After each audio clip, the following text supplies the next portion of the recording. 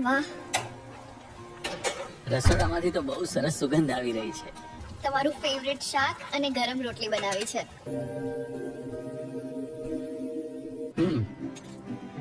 આજે તો જમવાનું બહુ જ મસ્ત બન્યું છે.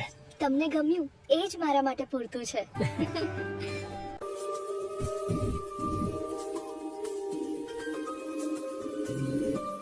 હવે ડિનર પછી આપણે બહાર જઈશું. હું તને શોપિંગ કરાવીશ. હવે તારે જે ખરીદી કરવી હોય એ કરી લેજે. હા, આજે મારે 2-4 વસ્તુ લેવી છે.